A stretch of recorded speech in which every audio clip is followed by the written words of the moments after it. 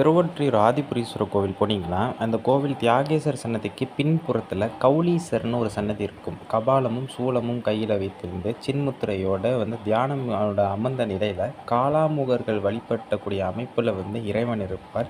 இத கௌலீசர் அப்படின்னு குறிப்பிடுவாங்க. இதை அமைத்தவர் பேர் சதுரானன பண்டிதர். இவர் வேற யாரும் இல்லங்க. பராந்தக சோழனுடைய மகனான ராஜாதித்த சோழனுக்கு இணையான ஒரு நண்பரா இருந்தவர். இவர் அப்போ பேர் பார்த்தீங்கன்னா, சேர நாட்டு அரசர் இவரு. வெள்ளங்குமரன்னு பேரு.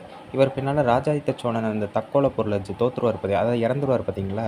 அப்ப இவர் கூட இல்லாது போன காரணத்தினால, அந்த கோவத்திலேயே அவர் துறவறம் பூண்டுருவார். சதுரானன பண்டிதர். இவருக்கு பக்கத்திலேயே அந்த கௌலீசர் சன்னதிக்கு பக்கத்திலேயே இவரோட சிலை இருக்கும். சதுரானன பண்டிதர்ன்னு.